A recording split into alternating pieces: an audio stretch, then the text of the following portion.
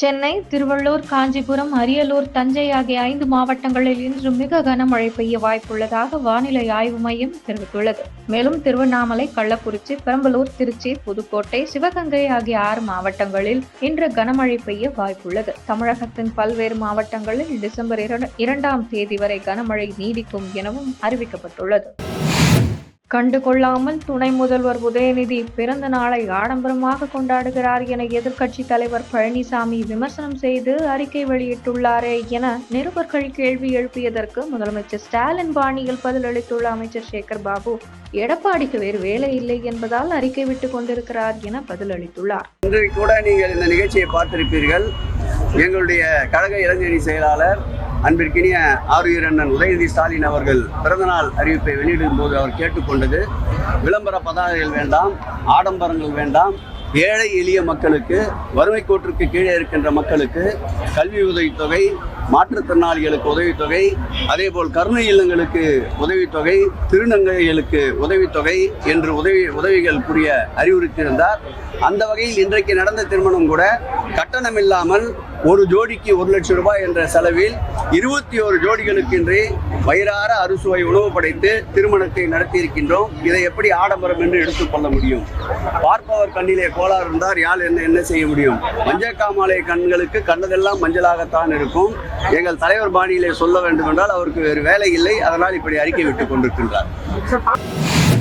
திராவிடம், தமிழர் தேசியம் வேறு வேறு அல்ல என விடுதலை சிறுத்தை கட்சி தலைவர் திருமாவளவன் தெரிவித்துள்ளார். விடுதலை சிறுத்தைகள் கட்சியின் தலைமையகமான அம்பேத்கர் திடலில் நடந்த நிகழ்ச்சியில் பேசிய திருமாவளவன், திராவிடம், தமிழ் தேசியம் வேறு வேறு என்று சொல்லில் வேறுபாடு இருக்கலாம். அந்த திராவிடம் தான் ஹிந்தியை எதிர்த்தது. ஹிந்தி எதிர்ப்பு என்பது தமிழர்களுக்காக தானே, தமிழ் மொழியை பாதுகாப்பதற்கான போராட்டம் தானே.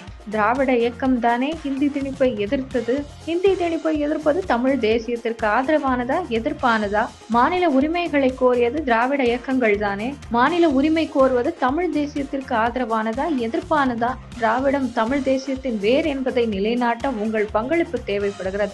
திராவிடம் என்ற ஒரு அரசியல் உருவான காரணத்தினால் தான் ஹிந்தி இந்த மண்ணிற்குள் நுழைய விடாமல் தடுக்கப்பட்டது. திராவிடம் என்பது நெடுசுவராக இருந்தது. முதல்வர் பதவி என்பது அதிகாரம் இல்லாத அலங்கார பதவி. சர்வதேச பிரச்சனைகளில் ஒரு மாநில அரசு என்ன செய்ய முடியும் என்றால் ஆட்சி அதிகாரத்திலிருந்து இறங்கிவிட முடியும். அவர்கள் எதிர்பார்த்தது நடக்கவில்லை, அதனால்தான் அவதூறு பரப்புகின்றனர் என்று கூறினார். நாட்டில் பிரதமர் மற்றும் அவருக்கான அரசு இல்லத்தில் தங்கியுள்ள குடும்பத்தினருக்கு எஸ்பிஜி எனப்படும் சிறப்பு பாதுகாப்பு படையின் கமாண்டோ வீரர்கள் உயரடுக்கு பாதுகாப்பு வழங்கி வருகின்றனர். இவர்கள் பிரதமர் எங்கு சென்றாலும் நிழல் போல் இருப்பர். இந்நிலையில் பிரதமருக்கு பாதுகாப்பு அளிக்கும் சிறப்பு பாதுகாப்பு படையில் பெண் கமாண்டோ ஒருவர் பிரதமருடன் இருக்கும் புகைப்படம் சமூக வலைதளங்களில் வைரலாகி வருகிறது. பிரதமர் மோடியின் பாதுகாப்பு பணியில் ஒரு பெண் பணிபுரிவது இதுவே முதல் முறை. ஜார்க்கண்ட் முதல்வராக ஜார்க்கண்ட் முக்தி மோர்ச்சா கட்சி தலைவர் ஹேமந்த் சோரன் நேற்று பதவியேற்றார். இவ்விழாவில் ராகுல், உதயநிதி, மம்தா உள்ளிட்டோர் கலந்து கொண்டனர். அணு ஆயுதத்தை தாங்கி 3500 கிலோமீட்டர் தூரம் சென்று தாக்கும் திறன் கொண்ட K4 ஏவுகணை சோதனை வெற்றி அடைந்துள்ளது என இந்திய கடற்படை தெரிவித்துள்ளது. விண்வெளி ஆராய்ச்சியில் முன்னணியில் இருக்கும் இந்திய விண்வெளி ஆய்வு நிறுவனம் இஸ்ரோ நம் நாட்டுக்கு தேவையான செயற்கைக்கோள்கள் மட்டுமின்றி வர்த்தக ரீதியாக வெளிநாடுகளுக்கும் செயற்கைக்கோள்களை ஏவி வருகிறது. அந்த வகையில் ஐரோப்பிய விண்வெளி ஆய்வு நிறுவன செயற்கைக்கோளான புரோபாவை சுமந்தபடி ஸ்ரீஹரிகோட்டாவில் இருந்து டிசம்பர் 4 PSLV ராக்கெட் விண்ணில் பாய உள்ளதாக அறிவிக்கப்பட்டுள்ளது. வங்கதேசத்தில் இந்து அமைப்பின் தலைவரை விடுவிக்க வலியுறுத்தி நடந்த போராட்டத்தில் வன்முறை வெடித்த நிலையில் அங்கு இஸ்கான் அமைப்பை தடை செய்ய கோரி அந்நாட்டு உயர்நீதிமன்றத்தில் மனு தாக்கல் செய்யப்பட்டுள்ளது.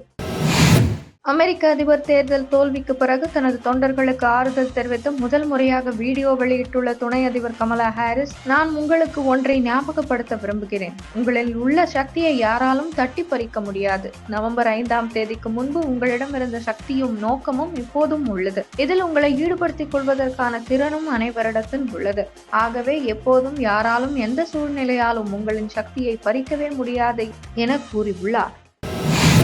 இந்தோ பசிபிக் பிராந்தியத்தில் உள்ள நாடுகள் இடையேயான ஒத்துழைப்பு முயற்சிகள் பெரிய அளவில் விரிவடைய வேண்டும் என வெளியுறவு அமைச்சர் ஜெய்சங்கர் தெரிவித்துள்ளார். ஐரோப்பிய நாடான இத்தாலிக்கு பயணம் மேற்கொண்டுள்ளார் நம் வெளியுறவு அமைச்சர் ஜெய்சங்கர். G7 நாடுகளின் வெளியுறவு அமைச்சர்கள் கூட்டத்துக்கு சிறப்பு அழைப்பாளராக அவர் அழைக்கப்பட்டுள்ளார். இந்த கூட்டத்தில் பேசியது தொடர்பாக சமூக வலைதளத்தில் வெளியுறவுத்துறை அமைச்சர் ஜெய்சங்கர் வெளியிட்டுள்ள பதிவில், இந்தோ பசிபிக் எனப்படும் இந்திய பெருங்கடல் மற்றும் பசிபிக் பெருங்கடலுக்கு இடைப்பட்ட நாடுகள் இடையே பல்வேறு விஷயங்களில் ஒத்துழைப்புகள் தேவை. தற்போதைய யுகம் ஒத்துழைப்பு, கூட்டு ஒத்துழைப்பு ஆகியவற்றால் மட்டுமே இயங்க முடியும். பிரச்சனைகளுக்கான தீர்வுகள், சுணக்கமில்லாத தூதரக உறவுகள், தேவையான இடங்களில் வளைந்து கொடுப்பது, விரிவான கலந்துரையாடலுக்கு தயாராக இருப்பது ஆகியவையே தற்போதைய தேவை. இந்த வகையில் இந்தோ பசிபிக் பிராந்தியத்தில் உள்ள நாடுகளிடையேயான ஒத்துழைப்பு முயற்சிகள் பெரிய அளவில் விரிவடைய வேண்டும். இதில் G7, குவாட் போன்ற அமைப்புகள் பெரிய அளவில் உதவுகின்றன. இரு நாடுகளுக்கு இடையேயான ஒத்துழைப்பு, பல நாடுகளுக்கு இடையே கூட்டு